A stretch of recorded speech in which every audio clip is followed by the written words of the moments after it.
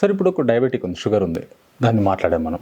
అయితే దాన్ని life long తగ్గించుకునే అవకాశం ఉందా? ఎందుకంటే హాస్పిటల్కి వెళ్తే తగ్గుతుంది కానీ మీరు చెప్పినట్టుగా 6 అవర్స్ 8 అవర్స్ మాత్రమే తగ్గుతుంది. మళ్ళీ పొద్దున్న లేచి బిఫోర్ ఆఫ్టర్ మళ్ళీ చెక్ చేసుకోవడం ఇవన్నీ రొటీన్గా జరుగుతుంది. వీటిని ఎట్లా కంట్రోల్ చేయడం, మొత్తం నిర్మూలించడం ఎలా దీన్ని? అంటే షుగర్ అనేది ఒక రకపు జబ్బు కాదండి అది. ఓకే. షుగర్లో చాలా రకాలు ఉంటాయి.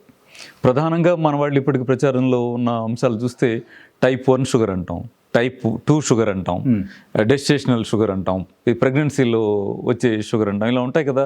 అలా 3 రకాలుగా మనకు బాగా ప్రచారంలో ఉన్నాయి కదా. ప్రెగ్నెన్సీలో వచ్చిందని పక్కన పెట్టండి. ఓకే.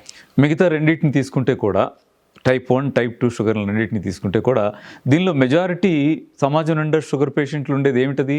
టైప్ 2. టైప్ 1 కాదు. ఓకే. టైప్ 2. ఈ టైప్ 2 లైఫ్ లాంగ్ తగ్గదు అని వైద్యశాస్త్రం అనడం లేదు. ఆధునిక వైద్యశాస్త్రం 100కి 95 మందికి, లేదా 95 కాదు 99 మందికి వచ్చేటువంటి టైప్ 2 షుగర్ని ఇది జీవితాంతం తగ్గని జబ్బు, ఇది దీనికి వేరే పరిష్కారాలు లేవు అని ఇంగ్లీష్ వైద్యశాస్త్రమే చెప్పడం లేదు. ఓకే. మరి ప్రజలు అనుకుంటున్నారు కదా. ప్రజలు ఎందుకు అనుకుంటున్నారు, ఎవరు ప్రచారం చేశారనేది అర్థం కావాలంటే సైన్స్లో 2 యాంగిల్స్ ఉంటాయి. ఒకటి, మన బిజినెస్కి పనికొచ్చే వరకే మనం తీసుకొని ప్రచారం చేసేటువంటి పద్ధతి ఉంటుంది, దాన్ని బిజినెస్ సైన్స్ అంటాం. అలా కాదు, నేచురల్గా ఉన్న పొజిషన్ మొత్తాన్ని వివరించే సైన్స్ ఉంటుంది.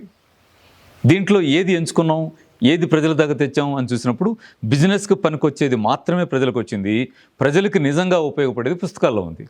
దాన్ని బయటకు తీసి మనం మాట్లాడుకుంటే ఆధునిక వైద్యశాస్త్రం ఏం చెప్తూ ఉందంటే షుగర్ అనేటువంటిది తగ్గించుకోగలిగే జబ్బు అని చెప్తా ఉంది.